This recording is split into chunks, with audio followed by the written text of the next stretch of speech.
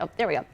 It's definitely cold out there. We can see it, and it looks so wintry. We really don't get to see that too often on that camera. It's from all of the white on the rooftops. A lot of that is sleet, so dealing with a bunch of different precipitation types through last night, which let's talk about that, because we did keep saying consistently that we were seeing freezing rain, sleet, things like that. And I think in the hill country, some spots even got some snow.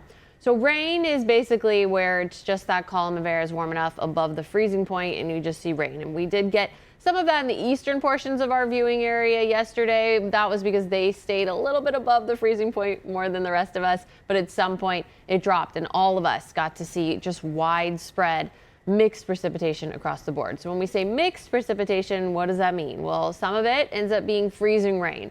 Reason that happens is because basically the column of air, so you're just picturing if you're standing on the ground and all the way up above you to the cloud where the precipitation is coming from, that column of air is not going to be the same temperature. It never really is. So it's all dependent upon whether that air is above freezing or below and where in that column that's happening. So for freezing rain, it's basically that once the rain comes down, now you may see at the top it's cold air because way up in the atmosphere it's always a lot colder up there. So those clouds are going to be holding, starting off with snow up top. But basically when it comes down into the warmer part of the column, it ends up melting. So if it had stayed warm all the way to the bottom, it would have consistently just been rain. But freezing rain happens when the bottom of the column, so more towards the surface, the air is at the freezing point or below. And so basically it's rain coming down, but then it ends up freezing on contact. And that's how you get freezing rain. We did see some of that yesterday. And then the other thing that I think we saw a lot of here in Austin, when I stepped outside, I was seeing plenty of sleet. That's when you've got another warm air column within the entire column, but instead of it being cold just at the surface, it's colder for a lot longer. So it refreezes. It'll melt and then it'll refreeze. And then you get sleet. It's kind of that little circular ball that we were seeing from the mixed precipitation. That's what I was seeing outside a lot. If you get snow, it's basically the entire air column is so cold that it stays below freezing, so it just continuously comes down as snow. Now, some areas out in the hill country did look like they were actually getting some snow. Most of us, though, stayed in the mixed precipitation. Oh, and it looks like they just got rid of, at 6 p.m. They had a winter weather advisory in place for Mason and San Saba, but now at this point, the winter storm warnings, the ice storm warnings all have come to an end because we're not expecting any more precipitation, which is great news. That's something we wanted to hear.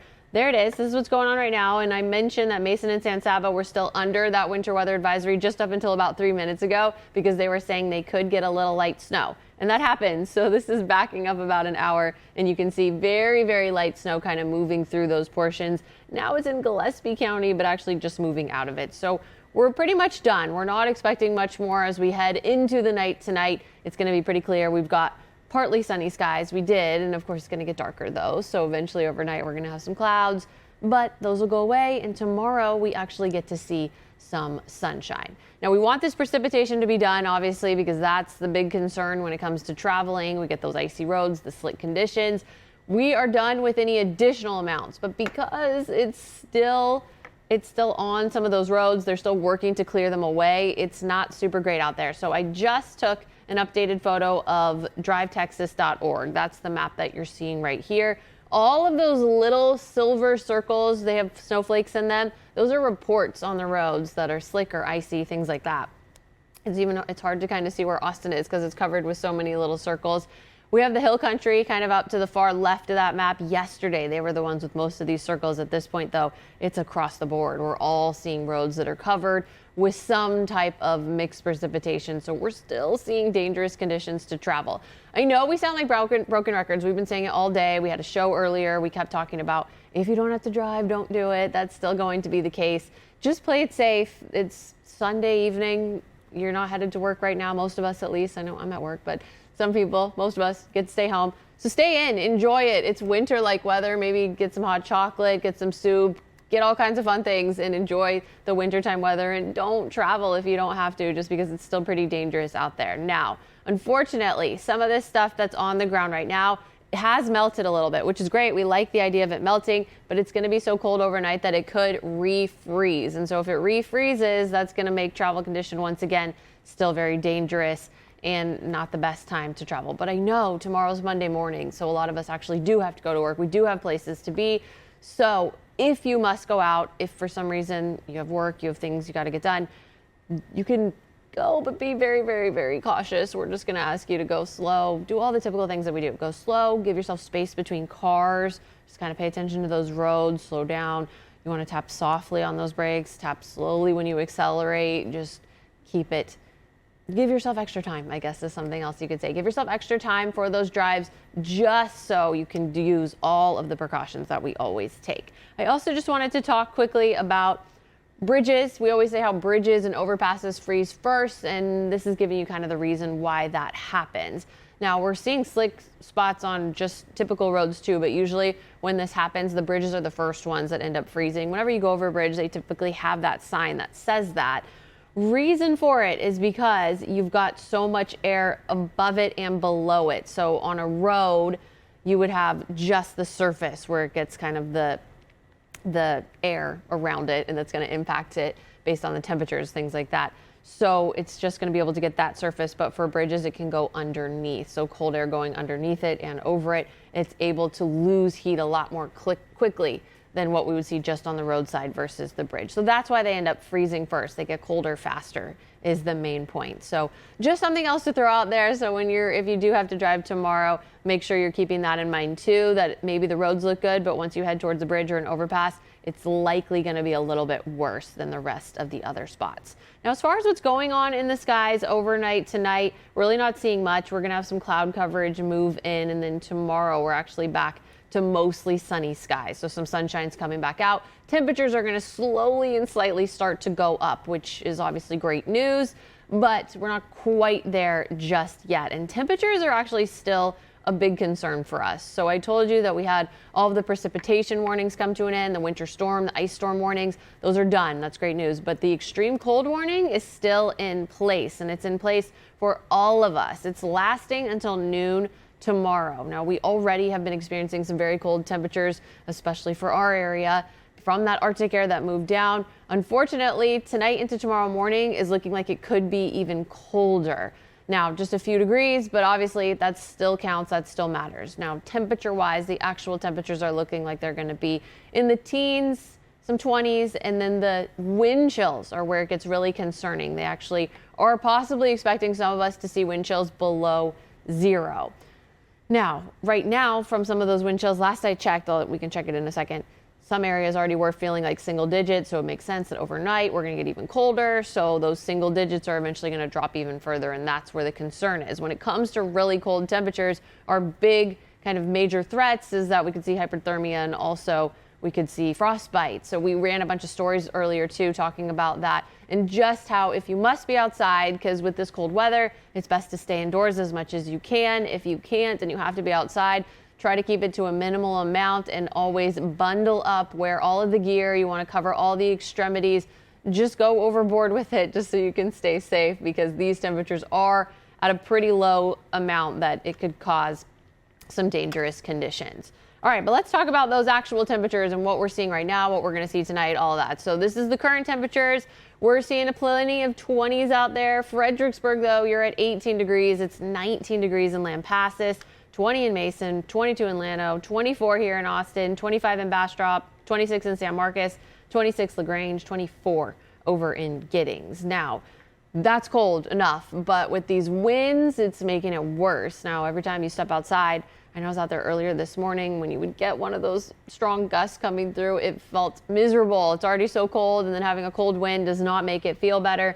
The sustained winds right now are around 15 miles per hour. Those are the ones that consistently roll through. The wind gusts, those are the stronger ones, around 20, 25 miles per hour. And they're going to stay that way as we head into tonight and tomorrow, which just means we're still going to see more wind chills. So because of that, here's what the wind chills are looking like right now. So if you step outside, this is what it feels like. Those temperatures I showed you before already were cold, but some spots feeling like single digits. Fredericksburg, you feel like 6 degrees right now. It feels like 8 degrees in Llano. It feels like 13 here in Austin. It feels like 16 in Bastrop. And I was telling you earlier, since we're going to get colder tonight, it makes sense. Since we've already got those kind of low single digits, they're going to keep going down for the wind chills, and that's why they could end up reaching below freezing.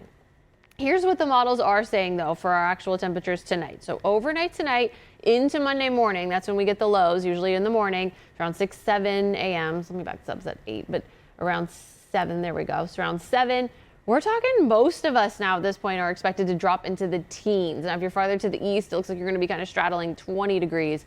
Obviously very, very cold. So that's how you're kicking off tomorrow morning. For the afternoon, we're finally going to start to see those temperatures get a little warmer. So for Monday afternoon, it does look like most of us will get above the freezing point, that 32 degrees.